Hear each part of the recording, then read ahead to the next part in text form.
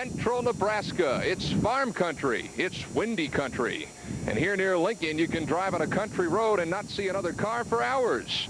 This is the home of the Cornhuskers, Nebraska's great football team. Summers here are hot and windy and peaceful. Except for this small oasis from all the quiet, this is Eagle Raceway. And these are the Outlaws, the sprint cars with a life of their own. As tonight, Prime Sports presents the World of Outlaws, Autolite Spring Nationals. Hi everybody, I'm Ken Brew. This is my partner Mike Galloway. It is a windy night here near Lincoln, Nebraska, but it only serves to tee it up for what should be some great dirt track racing. Mike, you talk World of Outlaws, you can't talk any better. Oh, they're the very best on dirt. There's no doubt about that, Ken. And tonight we've got a great show lined up because we've got 4 heat races. There'll be 8 laps each. Then we have the 5 laps Tum Dash. It's a trophy dash of such. The last chance qualifier, as they call it, the B feature, which is 15 laps.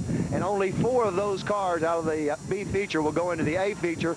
And then a 25 lap A feature. And tonight, you've got to go to that A feature because that's where the big money is. Let's talk about the name you're going to hear so often tonight. It's Kinser. There's a lot of Kinsers that you'll hear about, but none bigger than Steve Kinser. Steve Kinser, considered the king of Outlaws.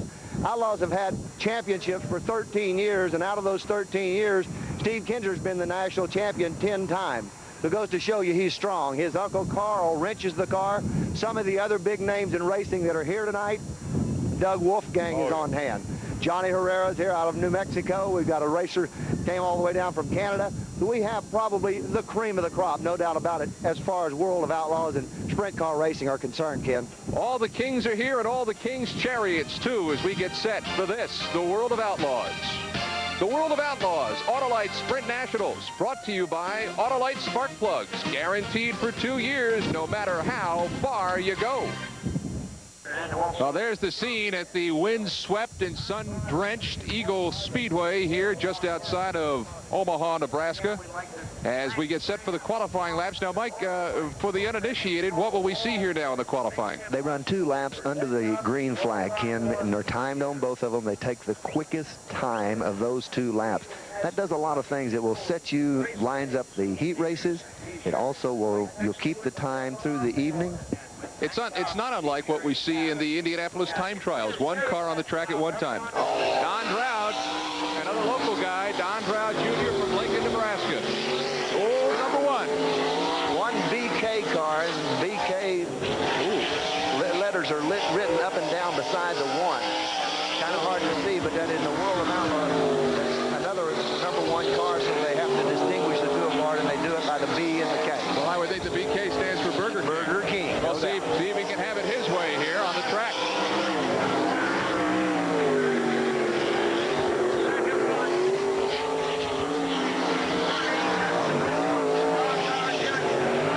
.818, that's the fastest so far. And apparently no need to hold the pickle and hold the lettuce because Don Drought Jr. departs with the fastest time. Well, the magic name in sprint car racing is Swindell. This is Jeff Swindell from Memphis, Tennessee. He's got the green flag. Let's watch him on turn 2. This young man will show him the fast way around on this racetrack. You can look for him to, if not set fast time, he will be giving it his best shot, and I think he could be there tonight. That car is hooking up well. Here we go. Watch him bring the back end around and head the car down the straightaway. Had to lift just a little bit still in that number 2 turn. He's running high, 3 and 4 though, pushing the cushion up. Looks like a good go-around. We'll wait for the official time for Jeff Swindell. Keeps legging it out. That's a beautiful number 4 car, and that's running under the 4AB tonight. Oh, not bad, Mike. 12.841. That's the 2nd quickest so far. So Jeff Swindell negotiating this track rather smartly and departs, and will be in the show. And they just keep moving right along. Here's Mark Kinser, and again, that magic Kinser name. This young man no doubt can qualify a race car. He is a good driver. He's number 2 in points, and that'll tell you one thing. Watch him run right up on the ridge all the way around.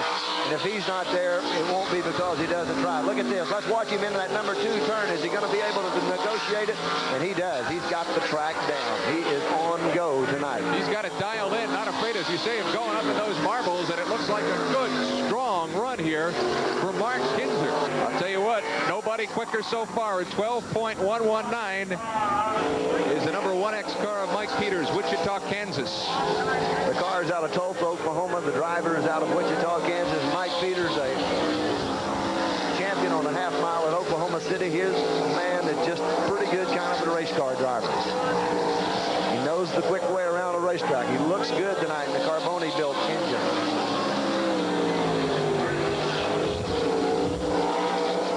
He's got this dialed in real well, Mike. This is going to be a good time for him. He's backing off on it now, but I'm willing to believe that. Yeah, you're right. It's the fastest man on the track right now. 12.103 for Mike Peters. Well, we talked about him a lot at the beginning. Here he is on the track trying to qualify Steve Kinzer, who is Mr. World of Outlaws. No question about it. Bloomington, Indiana home. And he's got the white flag, and he's ready to go. He's the king of the Outlaws. Steve Kinzer is driving a half Maxim car.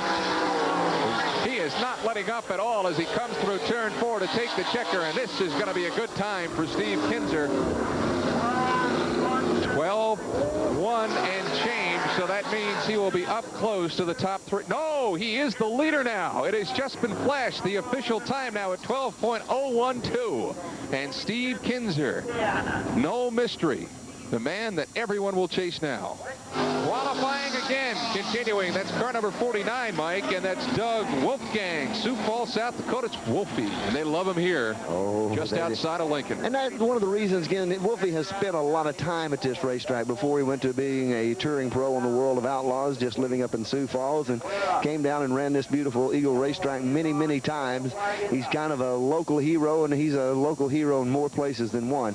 One thing you want to look at on Wolf's car, it's brand new. It's only about 2 weeks old. He will be fast. It is a lightweight racer. So a new chassis for Wolfie. They're waiting for one of the other racers to depart. Now he gets the green, and he's bringing around turn 4, and he's on it. Wolfie through turn 2, high, wide, handsome, and now negotiates up through turn 3. And Doug Wolf, it's going to be a real quick time for him, Mike. Doug Wolfgang is on Hoosier tires. A lot of the guys don't run the Hoosiers, but Hoosiers are on Wolfie's number 49 tonight. You can bet one thing, that it will go to the front as quick as possible. Farm owned by Bob Olson, a CPA. That's a good time. We'll wait for the official time, but that's a good time for Wolfgang. Got to be a 12 flat to take first place, and I think 4th quickest, Mike.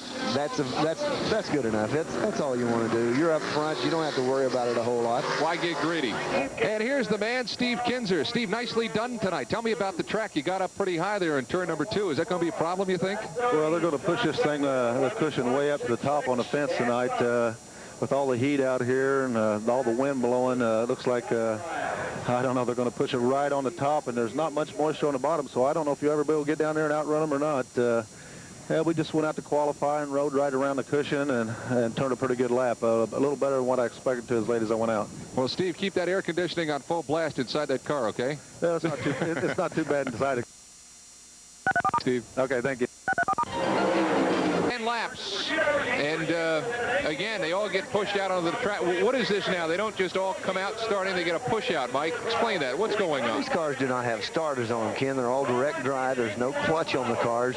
They start in gear. They have to go up around 12, 14 mile an hour, and then the cars will take fire on their own. And there is no self-starting. It's another situation so you can keep them light. All right, here's the lineup. Gary DeWalt in row number 1, and beside him is Tim Monson. Jerry Beek Jr., row 2. Joe Gertie in row number 2 as well. In row number 3, Dave Blaney and Steve Kinzer. Kinzer, of course, the top qualifier. In row 4, Tim Lewis and Lonnie Jensen in the 7TA car. In row 5, it'll be Reagan Kitchen and Dennis Parker. Kim, the cars that you want to watch in this race, the ones that you want to keep an eye on, 7C, 7TW, and the 11 car. Those 3 cars will be very, very fast. They're all touring pros, and they will run towards the front. 7C would be Blaney, the Ohio, the Buckeye Bullet. And, of course, the number 11 car is Kinzer. And then Joe Gertie in the 7TW, the maroon car, Ken, sitting on the second row outside. Now queued up the way they should be. Now, Ken, when they come around, we have a line marked over in approximately turn 4. That is the official starting mark. And when they cross that line, they will get a green flag. If it was a bad start, the flagman will throw the yellow as they go down the back chute as they go into the first turn. And this is safety purposes only. Let's see what it does. We got green. Quickly to the front is DeWall in the blue car as he negotiates successfully through turn number 2 and now up through 3 and down through 4. And we're about to complete our first lap here as the 10 operates. DeWall now putting his lead a little more daylight between he and the second car there. DeWall is making a good run. DeWall is making a good run of it. He has got probably a half a lap lead, but right now the man Kinzer sitting in the back of the number 11 car, he is in the 5th place. He's trying to make a move on the outside, and Kinzer is not hooking up the way I thought he would. There is Kinzer right now on the screen, duking it out with Blaney from Ohio and trying to pass Blaney. That would be the first step he would have to do to take the lead. But as you can see on the left-hand side of the screen, that's our leader. Kinzer now duking it out with Blaney. Blaney in the yellow car, Kinzer in the number 11 car. Kinzer's setup is not working as well in this heat race as it did in the time trial. He's not making a whole lot of moves. Now he goes down low. He didn't think there was going to be there. Kinzer's made a move on Blaney. Blaney coming back on the inside. Blaney back. Kinzer stays high, and it's going to be Kinzer now moving into the number 4 spot. We'll move back to the front where DeWall still has the lead in the number 16 car. Kinzer has picked off Blaney and successfully defended that pickoff through turn number 1. Kinzer in the 11 car, but as you see out in front is Gary DeWall, who was the number 1 starter in this heat race, and he has not lost it since. Well, there's just 3 laps left, Ken, and if Kinzer's going to go to the front, he's going to have to make his move immediately. Right now, the 16 car looks good. Kinzer is setting up there. He's going to challenge Joe Gertie in the 7TW car. Kinzer is now in the number 4 spot, not a familiar place for him. Gertie is in 3rd. The 6 car in the number 2 spot and the 16 car. 1 lap to go, Ken. Kinzer now moving up on Gertie's tail. Gertie blocked him through turn number 3, and he did it again. Gertie successfully blocking Kinzer through turn number 1. All right, coming down and taking the checkered flag. Right there is Gary DeWall. Number 6, Tim Munson finishes 2nd, and Kinzer back in the pack. Gary DeWall from Jackson, Minnesota, the winner here in heat race number 1. You know, these cars are amazing, and they've come a long way, you know, in the technology department. Let's go to Mike Galloway, who takes a close-up look and shows us what makes these cars go. There's no question about it. When you see this design on a race car, you know that you're looking at the very best in dirt track racing. It's the World of Outlaws sprint cars. Probably the thing that catches your eye first about a World of Outlaws car is the wing. The maximum in the rules is 25 square feet. This wing does a lot of things. Lets the driver run into the turns harder, accelerate off the turns at a greater speed, and also if something goes wrong and the car's upside down, this 25-foot square wing acts as a shock absorber when the car lands, protecting the driver on the inside. And another thing about it, the wing's fully adjustable on the inside of the race car. There's basically only 2 gauges in a World of Outlaws car. The oil pressure and the water temperature. Both of them critical to the engine itself. This particular car has a tattletale type. It's got 2 minutes after you shut the motor off. You push a button and it'll read out the maximum RPM in the race. What this does is let the driver know what the conditions of the track and how the motor was acting on the racetrack itself. Pretty simple, but when you're running as fast as these guys, you don't need a lot of things to watch over. This all-aluminum 410 cubic inch Chevrolet designed engine in Johnny Herrera's car is the maximum in cubic inch limitation with the World of Outlaw sprint cars.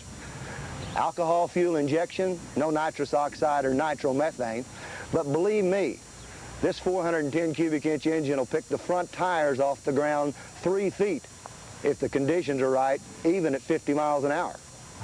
Now, as complicated as this may sound, there's really only 2 things that a driver of a World of Outlaws sprint car needs to have on his mind. That's always turn to the left and hurry back. On to heat number 2, Mike. 10-lap event, just like heat number 1. Some pretty fair competitors in this one, too. J.R. Topper, I guess, draws the inside lane. Well, the gentleman probably that you'd want to watch would be back in the 3rd row outside, as he was the number 2 qualifier. Topper and Fred Brownfield in row 1. Don Proud Jr., Jeff Swindell in row 2. In row 3, Stevie Smith, and I think the fellow you're talking about, Mike Peters. Mike Peters in a 1X car, brand new ride for Mike, first time out this weekend, and he really looked good in qualifying. In row 4, Mark Fennell and Gary Tressman, and in row 5, Keith Highshoe and Gary Herbst. So they're queued up now to begin this lap, the first lap. White line is drawn in the dirt. They'll wait the green flag for the starter. There he is, and there it is, and here we go. And quickly to the lead is Fred Brownfield in that number 32 car, as he puts a lot of distance between he and the rest of the pack. Brownfield the leader through lap number 1. Watch the number 4 car. The number 4 car is into second. That's Hartnett. He's in second place for Rookie of the Year candidate in the World of Outlaws. Peters has moved into the 3rd place. Those 2 guys are trying to come on hard on this 32 car, Ken. It keeps Fred Brownfield in the lead. He has not relinquished it through 2 laps of this 10-lap race. And now as the pack begins to separate, quite the congestion we saw the first heat. Again, through 3 laps, Fred Brownfield the leader in this heat race number 2. Hartnett is picking him up just a little bit. He's making some great moves in the number 2 turn. Now the 32 car setting well in the other turns, but Hartnett, the number 4 car, in the 2nd place is picking up our leader. Hartnett challenging a little bit on the turns, but Brownfield continues to put distance in between he and the rest of the pack, as we have the yellow caution flag out now, Mike, as we've had a spin out down at turn number 4. So the caution comes out, and everybody backs off the throttle as Gary Herbst. So they go back to the queue that they had before. Brownfield in the lead, and right behind Brownfield is Hartnett. Behind him is Peters. And they will undoubtedly get the green this time, and they got it on the back straightaway. This gentleman is no rookie. Now we're 4 abreast up there at the front. And Brownfield maintains the lead as they come through turn number 1. Brownfield maintains his lead, but Hartnett is right on him, and Peters right behind him. Look at the number 77 car, Ken. That man made a dynamic move on the 1 BK car. He has now gone to the number 4 position. That's Stevie Smith. Laps are counting down, and Stevie could be in problem. The race is going to be at the front of it, though, with the 32 car and the 4 car. There's Brownfield making the turn. Hartnett right on him, and Peters behind him. Hartnett's going to try to run a little bit lower line, I think, when he goes around this time, Ken. He's setting up, just the opposite. Gets high and up in the marbles, and Peters closes the gap. Peters closes the gap very quickly into the number 2 spot. Brownfield maintaining his position quite well, and here's the battle for 2 and 3, Mike. The number 4 car and the number 1X car. Mike Peters in the 3rd spot. Barnett in the number 4 car in 2nd place. Only 2 laps to go. Look at the number 1 car. The wing has gone bad on the 1 BK car, and he's in a lot of trouble. He was running up in the 5th place position. White flag is coming out. 1 lap to go. Here's the battle for 5th place, Mike. Look at the wing on the BK car. The 1 BK car has moved to 6th. The back strut broke on it. Look, we got a car in the wall on the last lap. But Fred Brownfield will take the checkered flag. Hartnett on his tail in 2nd. Peters finishes 3rd as they finish on the caution with a car that has gone on the rail. Now, if you haven't been with us on the World of Outlaws circuit, this may surprise you, but Mike, there is money to be made on this circuit. Look at Steve Kinzer, over $182,000. That's a pretty fair sum of money for 1/2 of 1 season. looking into 6 months of the season, we've still got a lot of racing. They will race up till October, the latter part of October of this year. So this man has a chance to make $250,000 pretty easy. Some of the races that are still to come up are big races, Ken, where you're looking at $50,000 to win first place, and there's another race that's $65,000 to win. So there's a lot of money still to be made in the sprint car racing this season. Well, Fred, the inverted start certainly helped you. You know, it doesn't seem like any bargain to finish first in those qualifying. Yeah, the inversion definitely was an asset for us. First coming out here like this from the West Coast and not getting a chance to run before. The inversion definitely put us up front, where it gave me a few laps on my own to get things right. Fred, when the yellow flag came out and you had the two competitors that had been breathing pretty hard on you, although they hadn't closed a lot, did it worry you? Well, a little bit, because I'm used to the starts on the West Coast, Pacific Northwest, and these guys start on the back straightaway.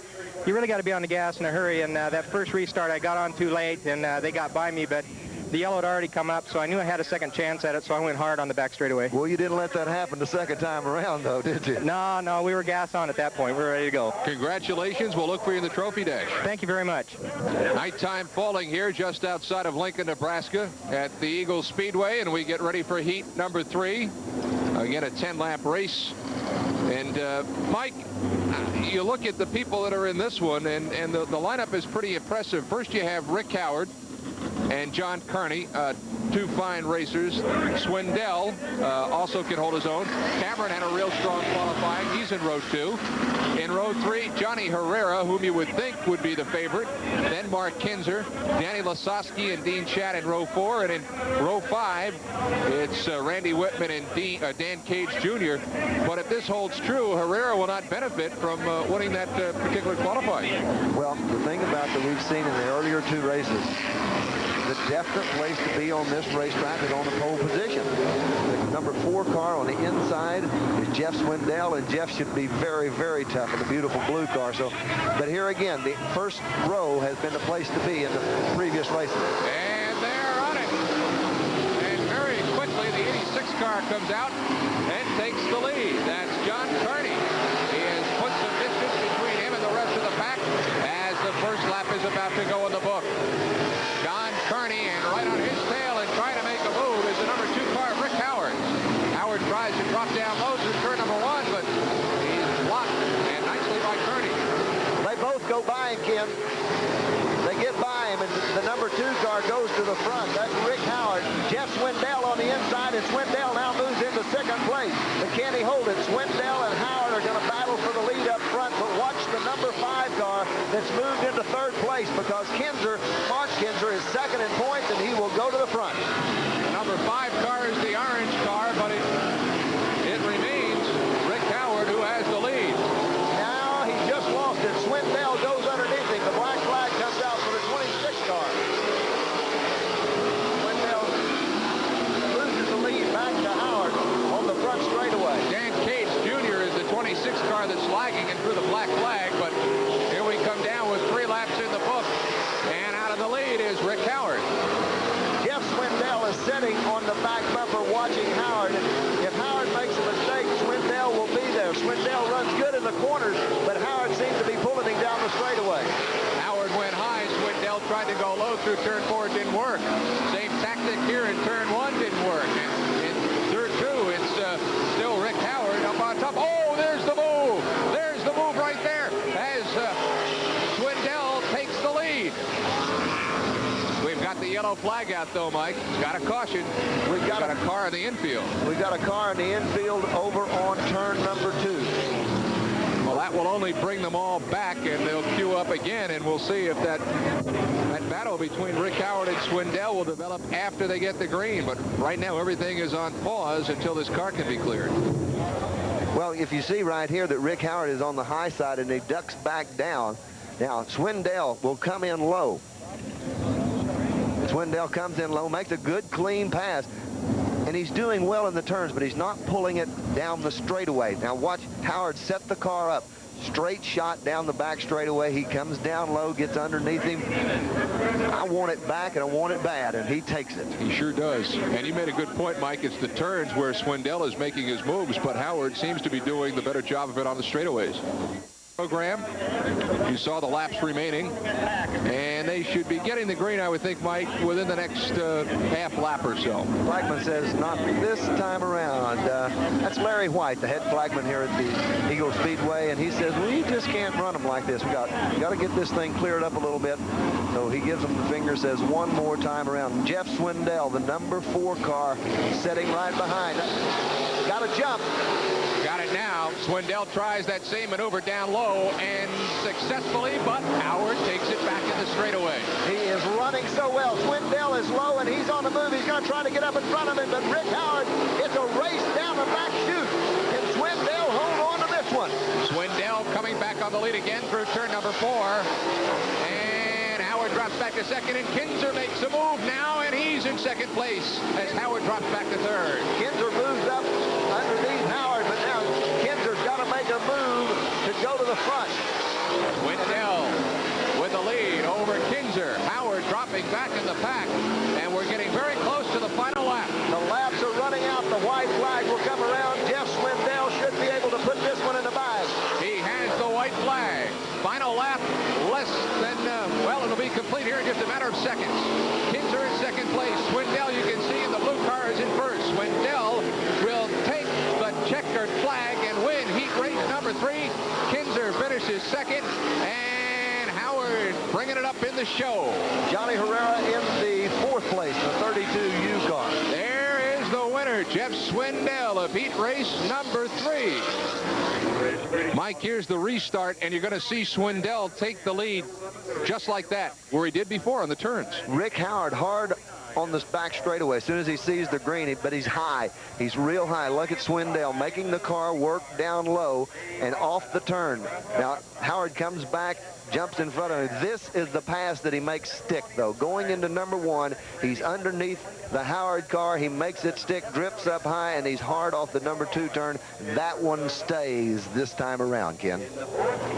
You know, it's so important to do well in these heat races. Obviously, you want to win, so you get to that trophy dash.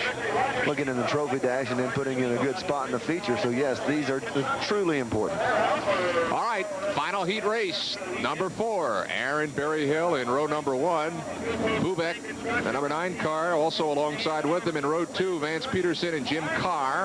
In row 3, Danny Lasowski and Doug Wolfie, Dave Holloman and Mike Chad make row 4, and in row 5, Randy Floodman and Kevin Doty.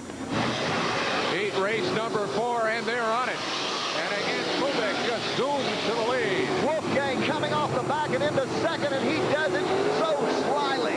But down the back straightaway, Berryhill trying to make a loop. Look at Lasowski on the low part of the racetrack, but Wolfgang in the number 2 spot. It is Bubik in the number 9 neon pink car. We got trouble again right behind him. And a 3-car spin out heading into turn number 2 has brought out the yellow caution one more time. The 85, 80 car, and the Z car all got together in the middle. The Z car is Dave Holloman. The number 80 car is Vance Peterson. Nice move here by Wolfgang to zoom into second place, Mike. Watch him just cut right between the 2 cars like threading a needle. He goes from the high side to the low side, and when you get to turn 1, he's already set the car up. The car is working well. It's going to break loose just a little bit. He's going to come up high. Beautiful move for Doug Wolfgang. Takes him from middle of the pack to the front. And they're off. Wolfie high, Lasowski low. Lasowski is in the number 2 spot. Doug Wolfgang out in front. It's not a walk for Doug Wolfgang, though. Danny Lasowski in the KC Luna Ford number 10 is moved into the number 2 spot, and he is holding on to it. Look out, they're challenging back. But there's the leader in car number 49. That's Doug Wolfgang, a local favorite. They love him here on this track. But he may have some problems with Lasowski. It seems to be Lasowski making his move on the turns, but Wolfgang putting the air between them on the straightaway. I don't think he can catch him tonight, Ken. Doug Wolfgang, this is his kind of racetrack. He likes to run up in the marbles, and he's setting the car up in 1 in the marbles, coming down between 1 and 2, and making it look good. He is widening the gap. Look at him lay on the the pedal as he hits the straightaways. Unbelievable. Ossowski comes up close on the turns, but Wolfgang just lets it rip down the straightaway. He's through turn number 4 and coming down. Close to the end of this race now, Mike. You got to think that Doug Wolfgang is just going to set and ride this out. That's 4 laps to go. Doug Wolfgang making the cushion go up higher, and I mean he is making it work well up high. Danny Lasowski not challenging too much in the number 10 car as the races begin to spread out on this third-mile track. Lasowski would love to find a little extra to run with. Wolfgang, one of the big 3 in the world of Outlaws, and he is the man in this heat race tonight. They're going to get the white flag this time around, Ken. And look at this. Wolfgang is almost to come up on a lap car in this heat race. Wolfgang is about to lap the number 6 car, Randy Floodman. I don't know if he's going to get to do that, but with the white flag out, he is about to take the checker, and he does. Doug Wolfgang has won heat race number 4. Lasowski is in second place, but the man of the hour in this race, the number 49 car of Doug Wolfgang, the winner in heat race number 4. Hiya, Wolfie. Nice going. You get the pole now for the Tums Trophy Dash. Congratulations. Thanks a lot. Qualified 4th, and I guess they drew 4, so that gets me on the pole there for the dash. The track's starting attacking up in the middle groove, and it'll probably be a pretty exciting feature now. Doug, let me ask you a couple of questions. Was it the Hoosier tires or Robert Hubbard that made the car work so well tonight? Hubbard does a good job, but he's not magic. I think the biggest magic was that we came out in the 4th heat race, the 4th and final race, and they've laid rubber down on the racetrack, and the cars are starting to glue in a little better as we went. So I don't think it was really nothing that we did to the car. It just happened to be it had more laps on it by the time we raced. You think the tires are heating up? They've laid the track has turned black. They've got a lot of rubber on it. Feature time. Any major changes between now and the feature? Not really. I think the track's going to come even more to us, and we'll just have to watch the Trophy Dash and the B main, see what happens. Mike, the Trophy Dash point standings right now for the Tums Trophy Dash. Kinzer in the lead, but I got to believe Dave Wolfgang can make up some serious ground tonight in this thing. 6 points will be awarded to the winner, and it goes back to 1 point to the 6th place finisher in the Tums Trophy Dash. These points accumulate towards the Fram Dash. The world's richest race pays $65,000 to win. The top 10 qualifiers are guaranteed a starting spot in the Fram Dash, which will take place at the end of the Outlaws season. So no doubt we're going to see quite a race. Now Kinzer will start on 2nd row outside. Remember the move that Wolf pulled in his heat race. Steve Kinzer has that capability. Wolf liking the lower part of the track in the turns. We'll see if that strategy holds true to form here at the Tums Trophy Dash as they queue up. And the green flag is dropped. And a real hot start for Mark Kinzer. They go to yellow, Ken. I was going to say that might have been too good. They'll bring him back, and they'll admonish Kinzer and tell him to mind his manners now on the next green. See, Doug Wolfgang sitting on the inside front row sets the pace. Kinzer's probably saying he can't blame a guy for trying. Just didn't work. Our flagman had them pegged before they even got close. All right, so we'll wait for them to restructure themselves here. Larry White had an eye on him. Let's see what Larry says this time around. He gives them green, and we're racing. And Kinzer is out in front again. So even with the caution, he employs the same strategy and takes the lead on Wolfgang, but they're neck and neck now as they come through turn 2 and now down through turn 4, and it's neck and neck at Kinzer and Wolfgang side by side. They are as close to side by side as you can ever get. Wolfgang gets a car length on him. Mark Kinzer up high in the marbles, and he runs around, comes in 2nd place. Steve Kinzer sitting in the 3rd spot. Mike Peters in the 4th spot. But the race is not over. Wolfgang out in front, but Mark Kinzer trying to make a charge. He will go high. Steve comes low. This is a very close race. Steve Kinzer is picking him up. I don't think he can get Doug Wolfgang, but he is sure going to try. As we watch the rest of the lap, there is Wolfgang on the left-hand part of your screen in the lead and continuing to work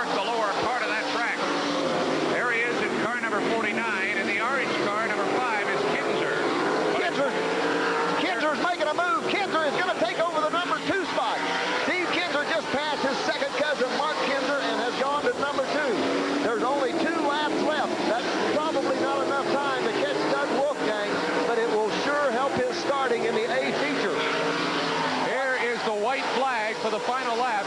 Wolfgang still with a healthy lead now over Steve Kinzer, but it's Wolfgang's race to lose at this point, and he will not do that. Coming through the final turns, Doug Wolfgang first, Steve Kinzer second, Mark Kinzer third. And there is the winner of the Tums Trophy Dash, Doug Wolfgang. Mike, let's take a look at this graphic as we put it up, the A feature lap leaders. Now, as you might expect, Steve Kinzer is up there, but as this unfolds, it gets very interesting. Well, Steve Kinzer with 41% of A feature lap leads this year. And then Sammy Swindell with 21%. And look at Doug Wolfgang, 2%. But Ken, you have to stop and think for a moment. We've got over 40 cars here tonight. There's a lot of people out there that doesn't even get close to it. And here's a man that's sitting with 41%. I'd say those are pretty strong numbers. Of course, they call him the king. Oh, what a beautiful night here. Just a little bit outside of Lincoln, Nebraska. Full moon. And a full A feature to come. 25 laps. Sponsored by Copenhagen School. Mike, these are the guys that have done something tonight. I mean, they have all earned a spot here to the A main. And they've done something right, Ken. Well, they're lined up now, aren't they, Mike? They're going to go four abreast at some point, huh? They go four abreast, Ken. This is the World of Outlaws salute to their fans. Probably the premier parade lap in any motorsports event. This will bring the fans to their feet. And that's exactly what's happening here as the crowd at Eagle Raceway stands and salutes these very, very entertaining drivers. Four abreast, the Outlaws salute to the fans, and look at the fans as they salute the Outlaws. You're going to see some hands. They've got those big wings on the side of it. There they are. You can see Stevie Smith and number 77 waving to the people. They're all waving. What an impressive sight, Ken. They'll wait for the green flag. It is not dropped yet. Just some engine revving to kind of get everybody in the mood. They'll break them out, put them back in line, and they've done it so many times. It is so easy. Back in 2x2 now.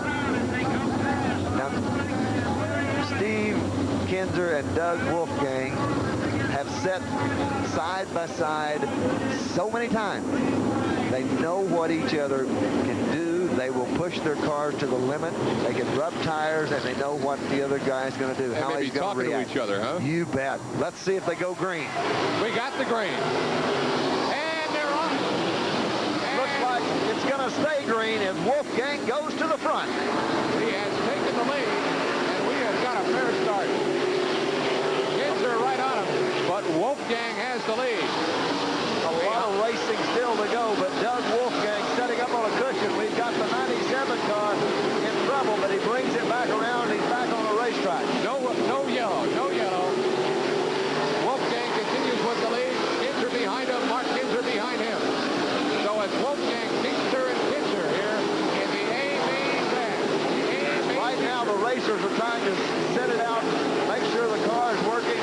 I don't see anyone really trying to make a move to the front, but watch Steve Kinzer. He has got his eye on Doug Wolfgang, and Wolfgang better not make a mistake. Wolfgang is being closed by Kinzer.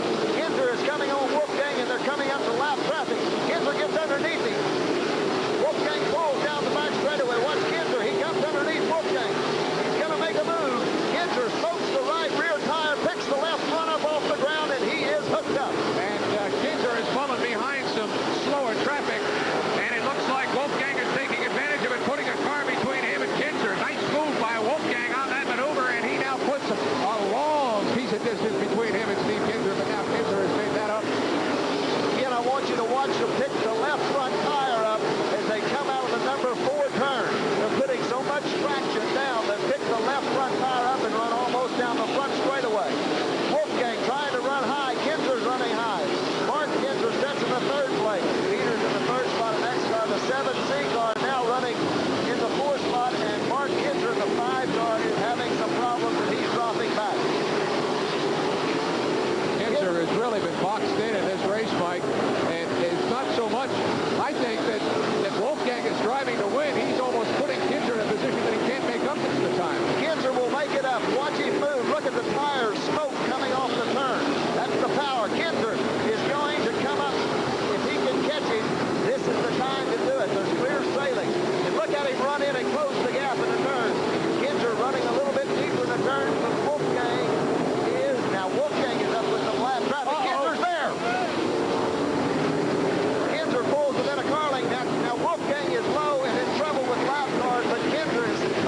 one upside down on the front straightaway. Oh, man, we got the red flag out now, and we've got trouble right here in River City. We got another car spinning right there. The Vibrant car drove into the cage. And there is all kind of emergency personnel now rushing to the scene as we had a car spin on its side and then rammed by the Vibrant car. That's the Hamilton car out of the car that was upside down is the Hamilton car, the number 97 car out of Tulsa, Oklahoma. Aaron, that's right, Berryhill, I'm sorry. Aaron Berryhill out of Broken Bow. He got the car on its side right on the front straightaway, and then the Vibrant car had no place to go, Ken. Let's take a look at the wreck itself, Mike. Berryhill coming down the front straightaway, and you're going to see Berryhill move in. This is the cars and the way they look down the back straightaway. That's Wolfgang on the inside making a move. Look at the top right hand of your screen and you see Berryhill. He caught the outside berm on the number 4 turn, and he's upside down laying right there in the front straightaway. Now the car sitting there is kind of torn up, and you see some cars making its way around. There's the 3 car getting by. You see another car spinning. Then the 16 car slips by, and here's the 7 car, and there's just no place to go as he drives right into the wing. That's a bad situation, Ken. As we talked about the wing absorbing some shock, but it's not meant to absorb that kind of a shock, and it flips the car back over on its feet. So as they check out the car driven by Doug Wolfgang, we'll step away for a moment. Here just outside of Lincoln, Nebraska, we'll have more here on the Prime Network in just a moment. So they restack and wait for the green to drop, and it's a sprint, and we'll see if Wolfgang can hold on for 2 laps. Here they come around turn 4, and we're on it. Kinzer in second place, Peters in third, and Wolfgang with a lot of daylight between both. White flag is out. We have 1 lap to go. Peters is on the inside, and he is going to try to make a pass on Kinzer. I don't think it will happen. It's a short sprint now to the finish line. It looks like it's going to be a Doug Wolfgang night with a clean sweep of the Outlaws, and he has done it. Kinzer in second, Peters third, and the number 16 car. The number 5 car runs. 5 car. Sorry about that. Number 5 car finishes in 4th. 77 car, I believe, ends up in the 5th spot. Ken. Doug Wolfgang, the winner of the main event tonight. So it's Doug Wolfgang's night here at Eagle Raceway just outside of Lincoln, Nebraska. He was there in qualifying. He was there in the heat. And when it counted, he was there at the end with the big win.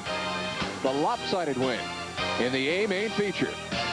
The World of Outlaws, Autolite Sprint Nationals. There's Doug. Your kind of track tonight, Doug. No question about it. It was evident as the night progressed that this was these were conditions that you could thrive on. Well, I think the biggest thing that happened was I qualified 4th, and they drew the 4 pill for the trophy dash, and I started in the front the rest of the night. And I think it was a track where you could run just about wide open, but just about equal with everybody, and I just happened to start in the front. Well, Doug, it was a beautiful night. Some unfortunate accidents, but I don't think that they hurt you at all as the car runs down the front straightaway. How did the track? You said that it would come around to your kind of race car, and it looked like it did just that. Yeah, we were handling real good in the feature. It was just a matter of we didn't quite have hard enough tires for the conditions here. We've never seen it. We've been to Lincoln quite a few times and never seen it get this hard on tires, and we didn't have hard enough rubber with us, but we kind of limped her home on the cords, and I guess about everybody was the same way, so it worked out all right. Is the cord showing on the tires now? Yes, sir, they are. Just smoked them completely off. Yeah, I did. I was too heavy on the foot, I guess. I bet you got some good places to put that prize money to use too, huh? Yeah, I got a lot of kids at home, you know. Girls, they're expensive. Well, I've heard that. Doug, congratulations. It was your night. Thanks a lot. And as you can see, it's a profitable night for Doug Wolfgang, pocketing $3,500. Steve Kinzer doesn't pick up chump change either, a couple of grand.